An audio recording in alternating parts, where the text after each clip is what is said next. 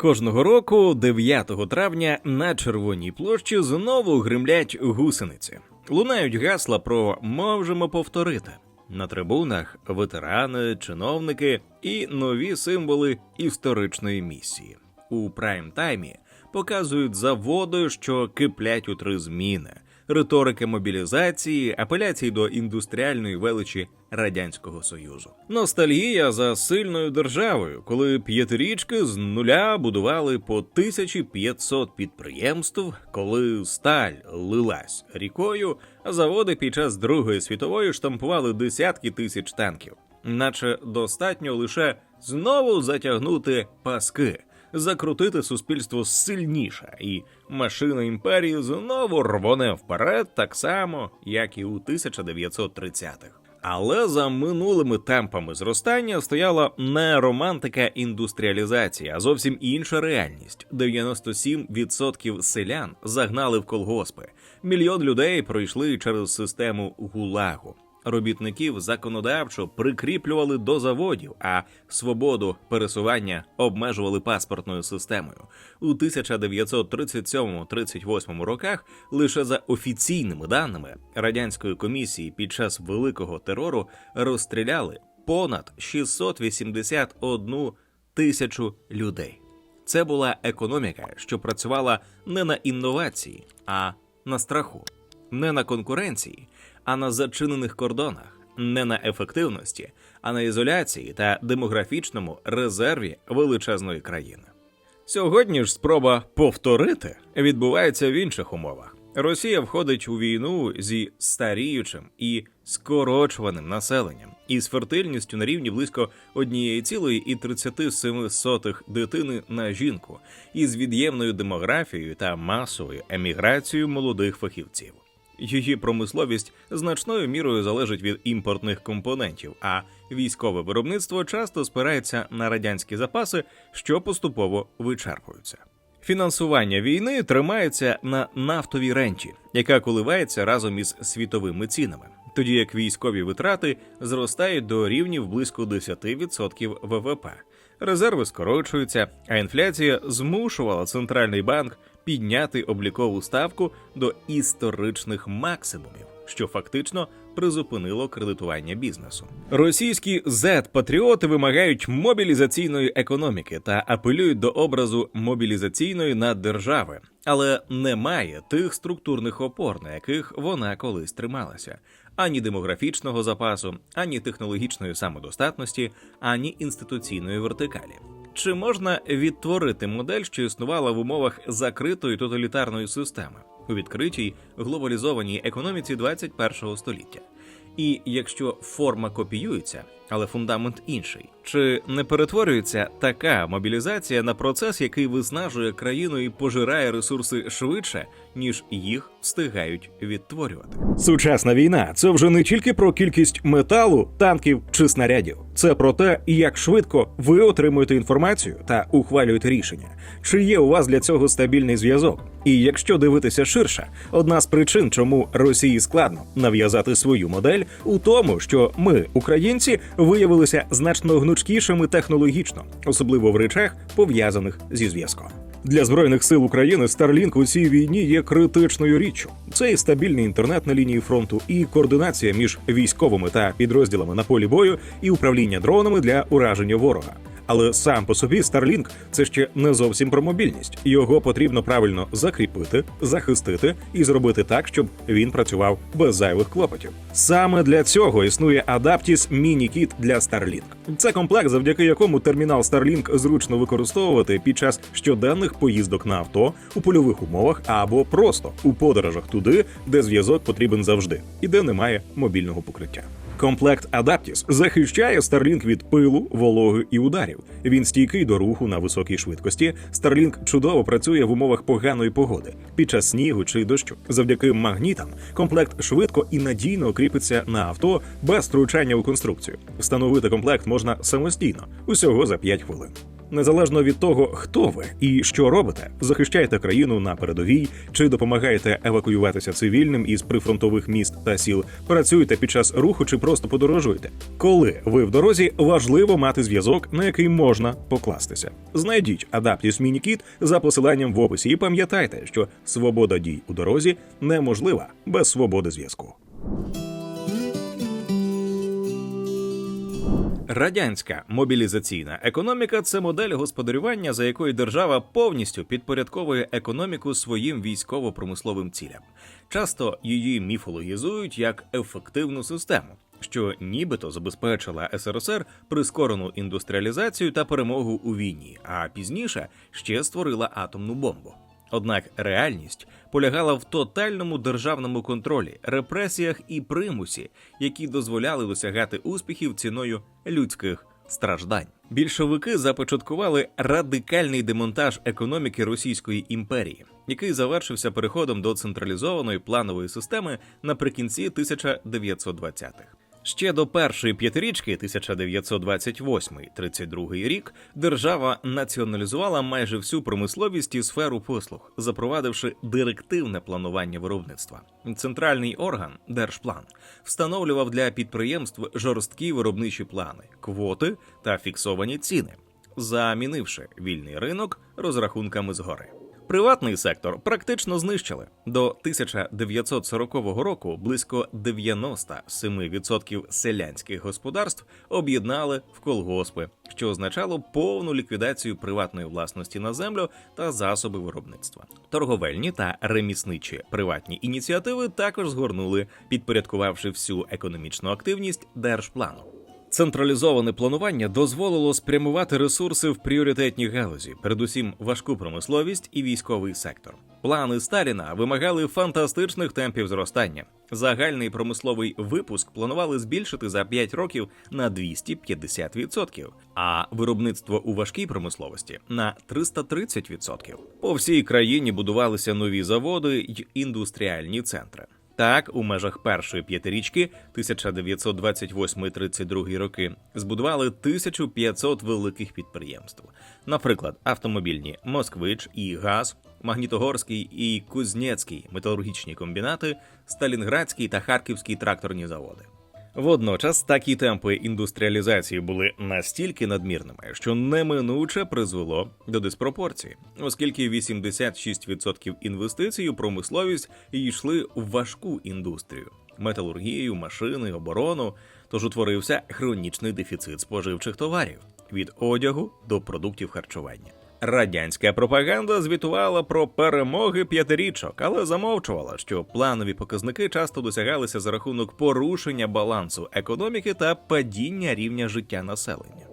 Для виконання грандіозних планів режим мобілізував трудові ресурси не лише методом пропаганди, а й шляхом примусу та закріплення робочої сили. У 1930-х роках в СРСР розгорнулася гігантська система примусової праці – ГУЛАГ – головне управління таборів. Кількість в'язнів у таборах різко зростала – із 100 тисяч осіб наприкінці 1920-х до 5 мільйонів осіб у 1936-му. Праця ув'язнених широко використовувалася в економіці, завдяки якій будували стратегічні водні канали – Біломорсько-Балтійський, Москва-Волга, залізниці Байкало-Амурська магістраль, гідроелектростанції, дороги та промислові об'єкти в віддалених районах. Бранці ГУЛАГу рубали ліс, видобували вугілля, руду та золото, тобто виконували найважчу роботу, часто в смертельно небезпечних умовах. Сталін постійно збільшував перелік будов, закріплених за Народним комісаріатом внутрішніх справ НКВС, покладаючись на дармову працю в'язнів.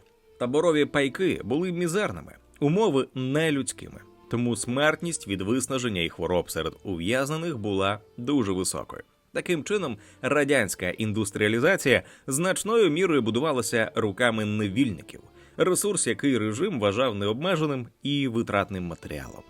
Ще одним інструментом контролю стала прив'язка громадян до місця роботи і проживання. 26 червня 1940 року видано указ Президії Верховної Ради СРСР про перехід на 8-годинний робочий день.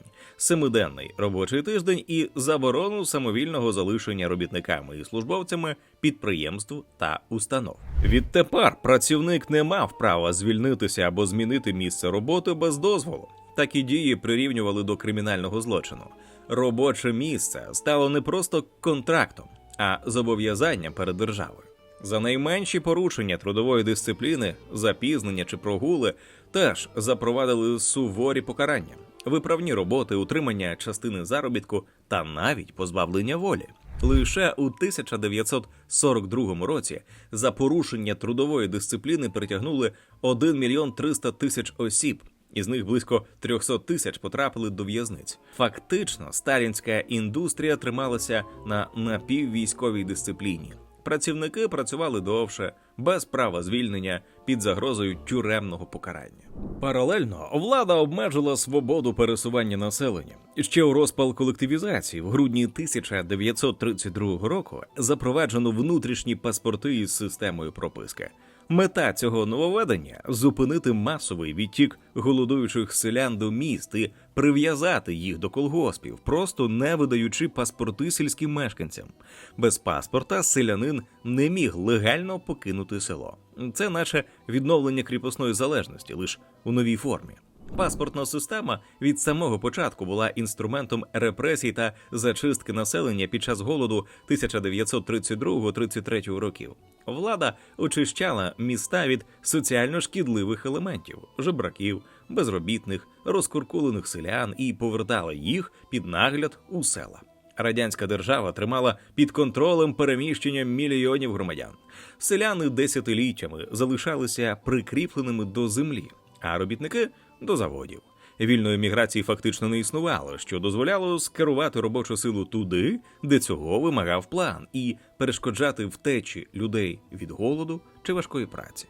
Тотальна економічна мобілізація була б неможливою без політичного терору, який зламав би будь-який опір суспільства. Сталінський режим використовував репресії проти цілих груп населення, щоб досягти повного підкорення. Під час Великого терору 1,5 мільйони невинних людей оголошено ворогами народу і відправлено в табори або розстріляно. Тільки у 1937-38 роках за офіційними звітами було страчено понад 681 тисячу осіб. Масові арешти, показові суди і страти створили атмосферу всеохопного страху. У результаті до кінця 1930-х партія і народ були приведені до стану повної покори. Радянське суспільство стало атомізованим. Страх, доноси, показові процеси руйнували довіру між людьми. Суспільство починало складатися із окремих одиниць, які насамперед думали про виживання. Люди настільки боялися репресій, що владі більше не потрібно було навіть вдаватися до масових арештів для наведення порядку. І ще на початку індустріалізації влада розгорнула кампанії проти саботажників та шкідників.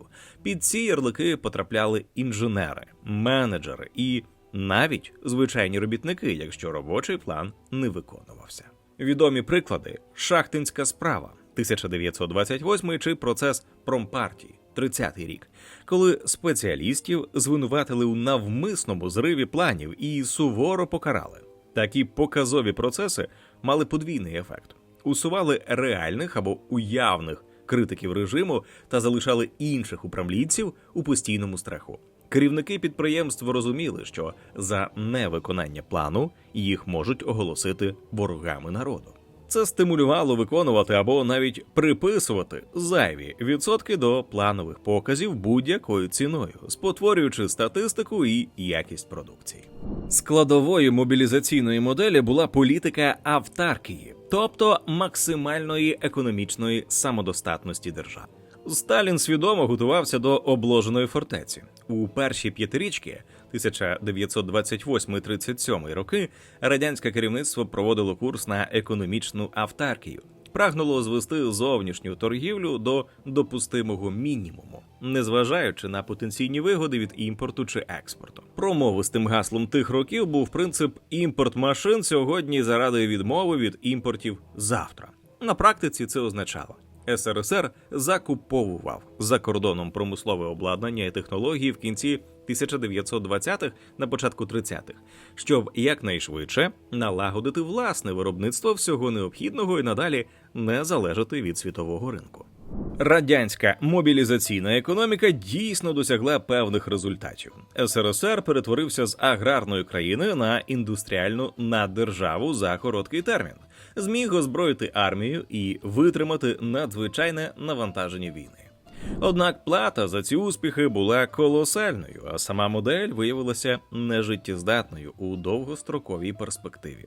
Прискорена індустріалізація здійснювалася без огляду на втрати. Лише за 1931-34 роки загинуло щонайменше 5 мільйонів людей від голоду по всьому СРСР. І ще мільйони померлих у таборах ГУЛАГу від непосильної праці, голоду і хвороб. Або були страчені у ході чисток. Щодо ефективності, то мобілізаційна модель виявилася ефективною лише в одному сенсі. Вона могла швидко концентрувати ресурси на визначених напрямках, передусім військово-промисловий, і форсувати виконання окремих завдань. Але ця ефективність була вкрай однобокою. Економіка, що працювала під командою і страхом, страждала на хронічну неефективність і дисбаланси. Відсутність ринку і цінового механізму означала, що планувальники часто хибно розподіляли ресурси, випускаючи купу непотрібної або неякісної продукції. У довгостроковій перспективі мобілізаційна економіка виявилася нестійкою. Хоча СРСР після війни проголосив нові мирні п'ятирічки, уся система залишалася заточеною на воєнний лад.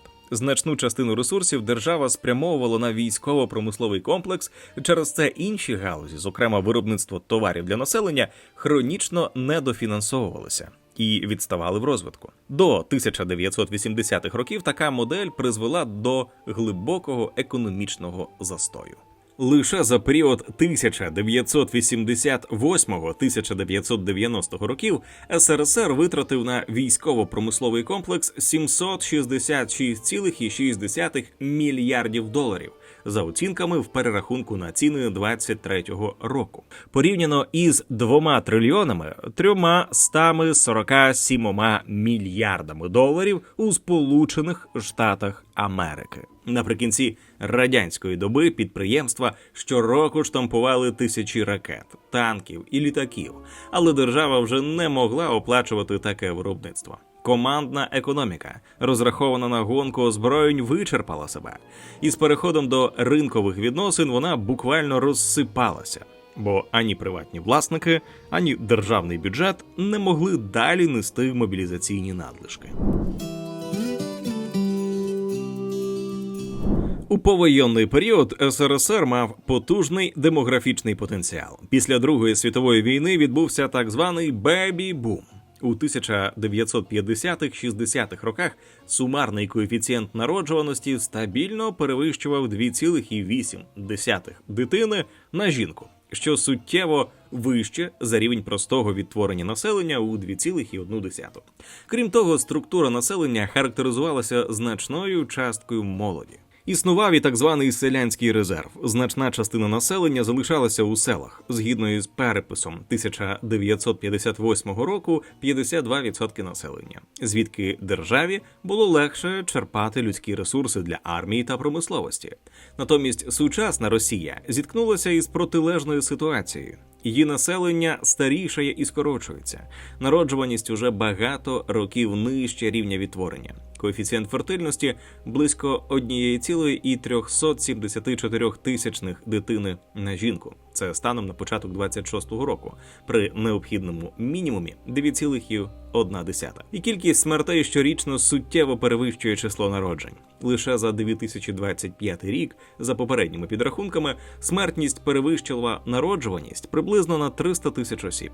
Внаслідок цього загальна чисельність населення РФ невпинно скорочується. Сьогодні визначити реальну чисельність населення Росії фактично неможливо через очевидне маніпулювання офіційною статистикою. За оновленими даними Росстату станом на квітень 25-го року стверджується, що на початок 25-го року населення становило трохи більше 146 мільйонів осіб. Це разом із окупованим Кримом, але без урахування окупованих районів Херсонської, Запорізької, Донецької та Луганської областей. У тих самих оновлених таблицях за 2020 рік вказано майже 145 мільйонів осіб. Водночас у публікаціях самого ж Росстату на початку 2021 року повідомлялося, що чисельність населення у 2020 році скоротилася до 146,2 мільйона осіб. Тобто, в межах одного і того ж офіційного джерела різниця за один і той самий рік становить понад 1,7 мільйона осіб. Такі розбіжності не можна пояснити статистичною похибкою. Це свідчить про свідоме переписування демографічної статистики. Суспільство помітно постаріло. Медіанний вік перевищив 40 років, а молодих громадян, що вступають у працездатний та військовий вік, стає дедалі менше. Особливо гостро стоїть проблема дефіциту працездатних чоловіків. Сьогодні російські чоловіки мають низьку тривалість життя, в середньому близько 68 років проти 78,4 у жінок. При цьому 52% росіян чоловічої статі не доживає до 65-річного віку. Повномасштабна війна лише погіршила цю ситуацію. Мобілізації і бойові втрати вибили значну кількість чоловіків із демографічної бази. За оцінками НАТО та України, росіяни зазнали втрати понад 1,2 мільйона особового складу, із яких загиблих 350 тисяч, і всі вони фактично вилучені з економічного і соціального життя країни. За радянських часів суспільство було закритим. Держава жорстко контролювала мобільність громадян і фактично не випускала людей за кордон. Еміграція з СРСР була практично забороненою. Це унеможливлювало відтік мізків. Кваліфіковані кадри не могли масово полишати країну. Натомість у сучасній РФ ситуація докорінно інша. Відкритіші кордони і глобалізований світ призвели до хвиль еміграції росіян, особливо в роки повномасштабної війни проти України. За різними оцінками, з 2022 року країну полишили від 500 тисяч до 1 мільйона росіян. І це переважно молоді, працездатні фахівці, часто з вищою освітою і сім'ями. Також, за даними Служби зовнішньої розвідки України, щороку з початку повномасштабного вторгнення із Росії емігрує близько 1% науковців. Так, втрачений потенціал за 6 років вже перевищує 60 тисяч дослідників у сфері фізики, інформатики, астрономії та математики. Ті, хто виїжджає, це найбільш економічно активна частина населення. Люди репродуктивного віку, підприємці, науковці, IT-спеціалісти тощо. І якщо в СРСР держава могла розраховувати, що кадри не втечуть і залишаться працювати чи воювати вдома, то тепер російська влада втрачає людський ресурс через еміграцію. Фактично, Росія власноруч позбавляється значної частки свого працездатного населення, що в перспективі обмежує і її економічні і військові можливості. В СРСР держава опиралася на потужну ідеологію та масовий ентузіазм населення, принаймні показовий, підкріплені всеохопним страхом перед репресіями. Комуністична ідеологія обіцяла світле майбутнє, мобілізуючи людей будувати соціалізм і захищати батьківщину. У сталінські та післявоєнні роки радянська система трималася на поєднанні страху перед репресіями та офіційної ідеології, що виправдовувала жертви великою історичною місією. Натомість у сучасній Росії панує ідеологічний вакуум щодо майбутнього. Хоча режим Путіна відтворює деякі радянські практики контролю, він офіційно відмовився від державної ідеології. Конституція РФ прямо забороняє встановлення офіційної ідеології. Фактично, влада апелює лише до розмитих образів патріотизму та імперського реваншу, але не пропонує позитивного образу майбутнього. В Україні дійсно панує страх. За правління Путіна репресії стали системною нормою. Лише за антивоєнні висловлювання у 2025 році, за підрахунками OVD-Info, винесено 229 вироків у політично мотивованих воєнних справах. із них 118 – це тюремні строки. Паралельно незалежна преса фактично добивається кримінальним і адміністративним тиском. Американська неурядова організація Комітет захисту журналістів фіксує, що із 24 лютого 2022 року за кримінальними обвинуваченнями ув'язнено 27 журналістів, зокрема за статтями про фейки, про армію та екстремізм, тероризм. Лише у 2022 році, за оцінкою Amnesty International, понад 21 тисячу людей в Росії покарали за антивоєнні дії або висловлювання, штрафи, адмінарешти тощо. Не дивно, що у світовому вимірі свободи медіа Росія опинилася серед червоних зон. В індексі свободи преси від «Репортерів без кордонів» РФ у 2021 році посідала 150-те місце у світі, а у 2025-му вже 171-ше. Якщо радянські люди вірили в комуністичні ідеали чи боялися відступити від них, то нині росіяни живуть відсутністю великої ідеї. Їхнє терпіння тримається на інерції, пропаганді про оборону від ворогів та страху перед каральними заходами. У мотивації російських військових це також проявляється. На полі бою російських солдат частіше рухає примус або матеріальна вигода, а не фанатична віра в ідею. Режим не зміг сформувати привабливого образу майбутнього, лише повертається до образів минулого, культ перемоги в Другій світовій, ностальгія за СРСР. Тому Путін і говорив, що розвал Радянського Союзу був найбільшою геополітичною катастрофою сторіччя.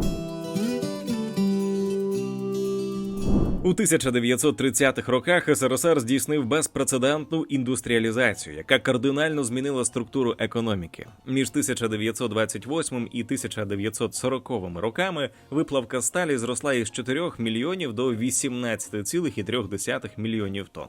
Понад у 4,5 рази. Виробництво чавуну із 3,3 мільйона до 14,9 мільйона тонн. Видобуток вугілля із 35 мільйонів до 166 мільйонів тонн, майже у 5 разів. Виробництво електроенергії збільшилося із приблизно 5 до 48 мільярдів кіловат-годин, майже у 10 разів. Особливо показовим стало зростання машинобудування. Випуск тракторів зріс із 1,3 тисяч одиниць у 1928 році до найбільшого виробника гусеничних тракторів у світі у 1940-му. У сукупності загальний обсяг промислового виробництва до 1940 року перевищив рівень 1928 року приблизно у 3,5-4 рази. Це заклало основу для гігантського воєнного виробництва. Під час Другої світової війни радянські заводи випустили вдвічі більше танків та бронетехніки, ніж нацистська Німеччина. Близько 99 тисяч проти 49 тисяч одиниць. За 2 десятиліття після розпаду СРСР російська промисловість різко скоротилася і вже не здатна відтворити колишню індустріальну міць. Загальний обсяг промислового виробництва перед початком вторгнення в Україну у 2014 році приблизно на 22% менший, ніж наприкінці радянської епохи, а цілий пласт цивільної індустрії зник. Випуск товарів легкої промисловості обвалився на 85%. Багато заводів, колись збудованих у СРСР, закрилися або стоять у занепаді. Економіка РФ деіндустріалізувалася у цивільному секторі, зробивши ставку на експорт сировини та імпорт готової продукції. Сучасна Росія критично залежить від імпорту компонентів, оскільки не має повних власних технологічних ланцюгів. Для випуску складної продукції бракує локалізованих деталей. Приміром, до 99% пасивних радіоелементів, резистори, конденсатори тощо, Росія змушена завозити з-за кордону. У 2019 році вітчизняні заводи виготовили лише близько 1% потрібних конденсаторів – 49 мільйонів штук проти 4 мільярдів загальної потреби. Або ж підшипники. У 1991 році річний обсяг виробництва перевищував 700 мільйонів одиниць. Але до 2024 року цей показник впав до менш ніж 100 мільйонів, і лише близько 20 мільйонів на рік виробляється в Росії за повним виробничим циклом. Через санкції Росія змушена вдаватися до імпорту необхідних компонентів за допомогою посередників. У галузі мікроелектроніки РФ так і не спромоглася створити конкурентно здатне виробництво мікрочипів. Після розпаду СРСР оборонна промисловість РФ пережила драматичний занепад. Частка Росії на світовому ринку озброєнь обвалилась із 38% у 1987 році, які припадали на СРСР, до лише 3% станом на 1994. Без держзамовлень заводи оборонки залишалися без роботи, кваліфіковані кадри звільнялися, багато підприємств просто закрилися або деградували. Лише у 2000-х почалося певне відродження ВПК, і у період із 20 по 24 рік на Росію припадає 7,8% світового експорту озброєнь. Але навіть до повномасштабної війни у 2022 році він лишався залежним від імпортного обладнання та комплектуючих. Інакше кажучи, сучасна РФ успадкувала від СРСР заводи та конструкторські школи, проте втратила багато технологій і компетенцій у пострадянські роки.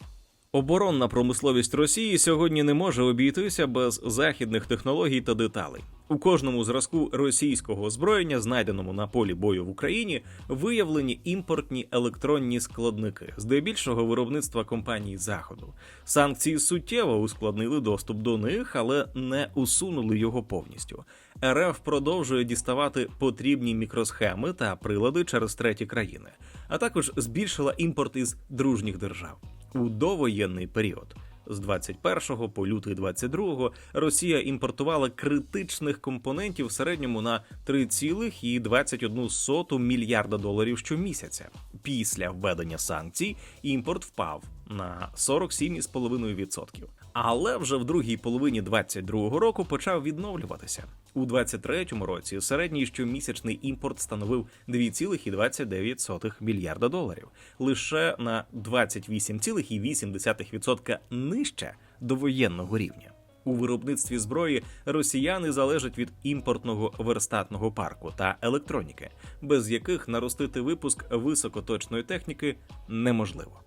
Російська оборонна промисловість у значній мірі працює за рахунок вичерпання радянських запасів техніки. Так, обсяг доставок матеріалів зі сховищ, що містять радянську техніку і озброєння, зменшився із 242 тисяч тонн у 22-му році до приблизно 119 тонн у 25-му, що свідчить про суттєве виснаження доступних запасів.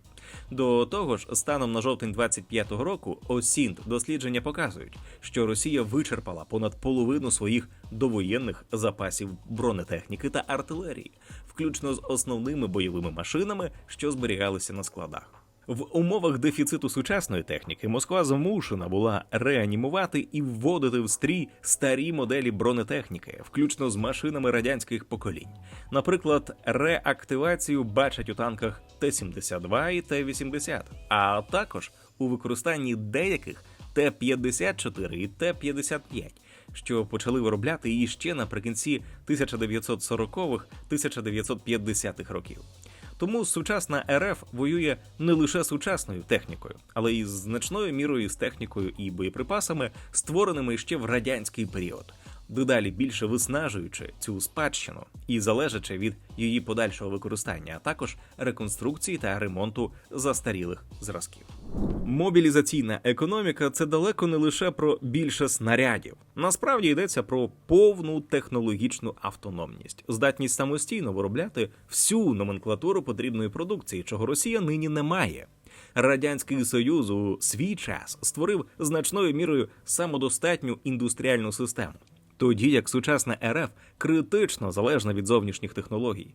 Попри гучні заяви, імпортозаміщення в Росії провалилося, і ще у 2014 році Москва планувала замінити 85% імпортних військових компонентів до 2025 року, але сама визнала недосяжність цієї мети.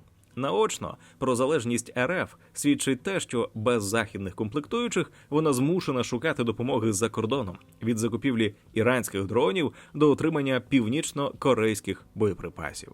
У той час як мобілізаційна економіка вимагає повного відтворення технологічних суверенних ланцюгів, яких у нинішньої Росії немає, і саме тому вона не може відродити умовні заводи СРСР в сучасних умовах. Радянська мобілізаційна модель фінансувалася не ринком, а перерозподілом і примусом. Держава вилучала ресурси через колективізацію, контроль цін, трудову мобілізацію і пряме обмеження споживання.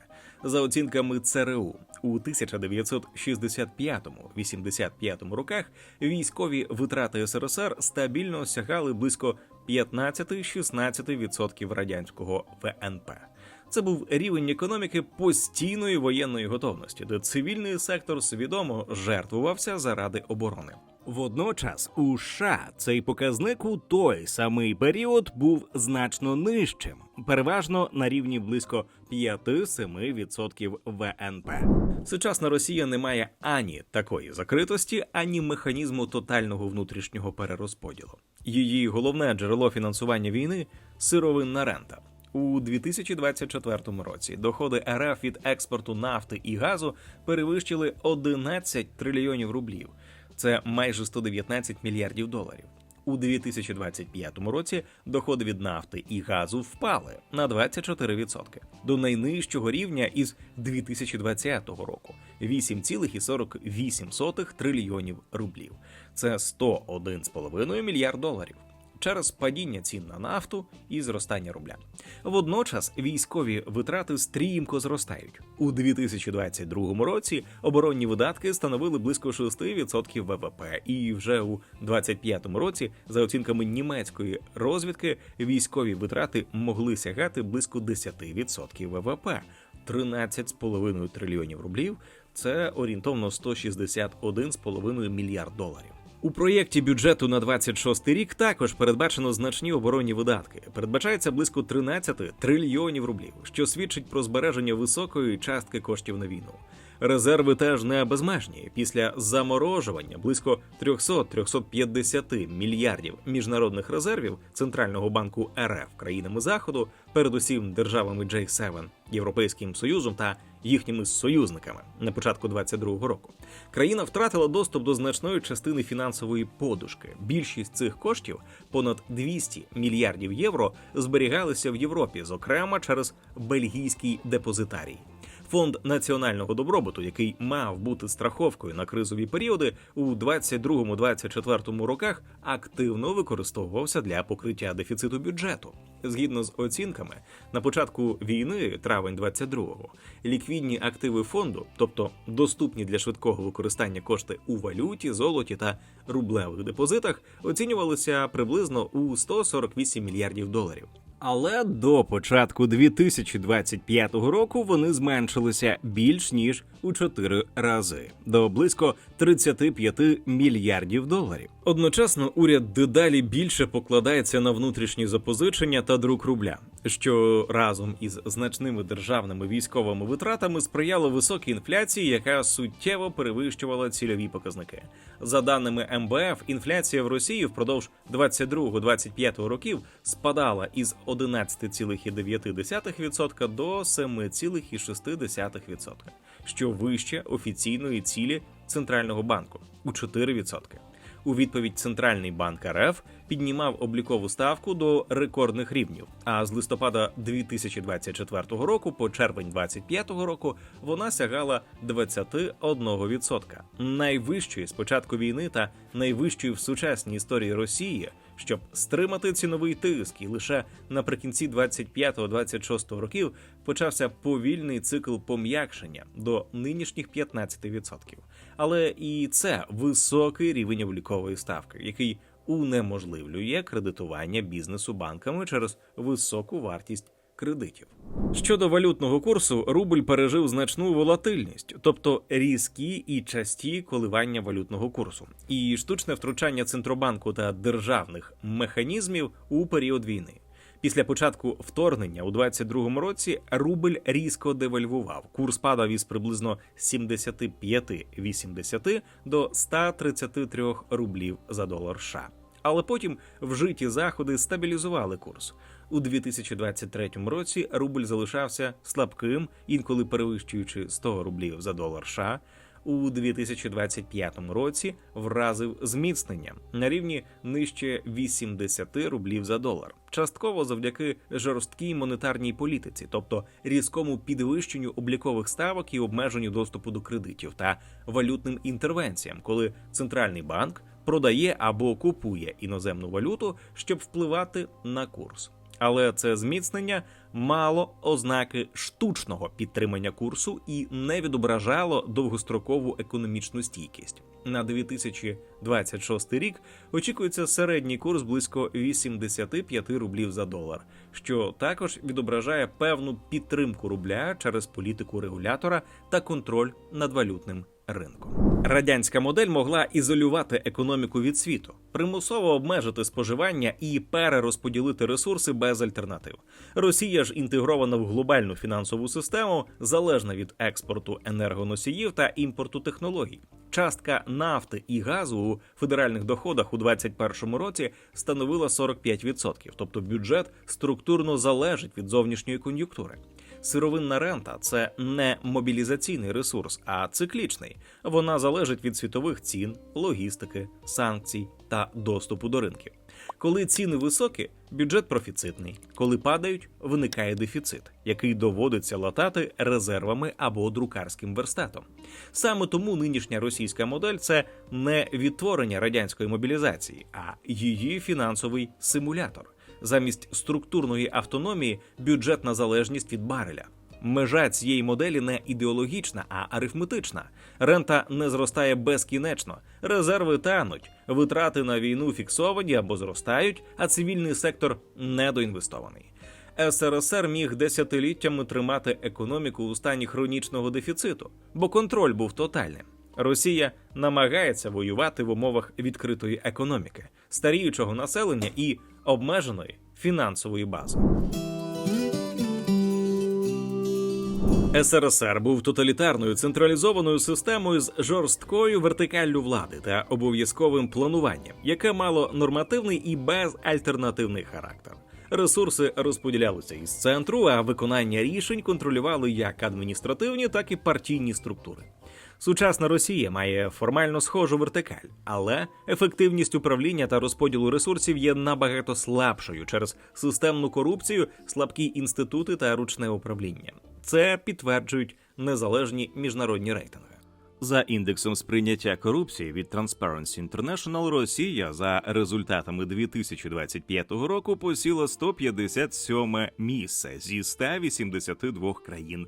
Найгірший результат для країни за всю історію вимірювання. Це означає, що ефективність використання наявних ресурсів вкрай низька, бо значна частина їх розкрадається до досягнення мети. У 2025 році Україна мала 36 балів і 104 місце, що хоча й свідчить про серйозні проблеми, але все ж вище за РФ. Це узгоджується із оцінками Worldwide Governance Indicators Світового банку. Показник, що вимірює, наскільки ефективно держава контролює корупцію в публічному секторі, де Росія за показником контроль корупції, тобто здатність держави стримувати корупцію та не допускати зловживань у публічному секторі, чітко демонструє цю слабкість і падіння з часом. У 2021 році показник Росії за індикатором контролю корупції становив мінус 0,92, що вже відображало суттєву слабкість антикорупційних інституцій. Країна перебувала на рівні 19,5 перцентиля серед усіх держав світу, тобто приблизно у 80% країн контроль корупції був ефективнішим, ніж у Росії. У 2023 році негативна динаміка посилилася. Значення індикатора знизилося до мінус 1,1, а перцентиль скоротився до 15,6.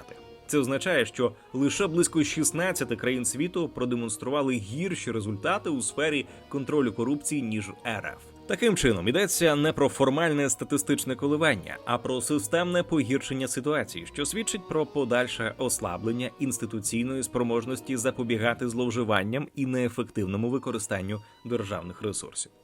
За умов слабкого верховенства права та відсутності антикорупційних органів бюджетні кошти втрачаються на етапах реалізації програм і державних закупівель. У системі, де усі крадуть і бояться відповідальності, механізм мобілізації, розподілу і контролю ресурсів функціонують переважно як бюрократична процедура, а не як інструмент досягнення політичних і соціально-економічних цілей. У підсумку державні пріоритети залишаються на рівні декларацій, не трансформуючись у вимірювані результати. Росія намагається відтворити радянську мобілізаційну модель через посилення централізації, контроль і зростання військових витрат, але без тих базових умов, на яких ця модель історично трималася. Радянська система була тотальною, закритою і побудованою на примусовому перерозподілі ресурсів, демографічному резерві та відносній технологічній самодостатності. Її ефективність забезпечувалася не ринковими механізмами, а репресивною дисципліною, ізоляцією та готовністю жертвувати рівнем життя цивільного населення. Сучасна Росія входить у війну зі старіючим і скорочуваним населенням, із залежною від імпорту та фінансовою моделлю, що спирається на циклічну сировинну ренту. Військові витрати зростають швидше, ніж структурні можливості економіки. Резерви скорочуються, цивільний сектор недоінвестовується, а технологічна автономність залишається обмеженою. Посилення контролю відбувається в умовах слабких інституцій і високої корупції, що знижує здатність держави ефективно конвертувати ресурси у стійкий результат. У підсумку формується не класична мобілізаційна економіка, а гібридна конструкція, зростаючи військовий сектор при одночасному виснаженні людського капіталу, деградації цивільного виробництва та фінансовій вразливості. Така модель не створює довгострокової сили, вона прискорює внутрішнє виснаження системи. І це є добром для нас, бо за таких умов військова машина РФ не зможе виконати побажання диктатора Путіна із захоплення України та інших вільних країн. Напишіть у коментарях, як ви вважаєте, чи довго протягне така система, що тримається на військових витратах і проїданні ресурсів. Друзі, у нас є амбітна мета – досягнути 200 тисяч підписників на каналі до кінця 2026 року. Ви можете тривалий час нас дивитися і навіть не підозрювати, що не підписалися. Підпишіться на наш канал і розкажіть про нього родичам та друзям. А також поставте вподобайку і залиште коментар під цим відео.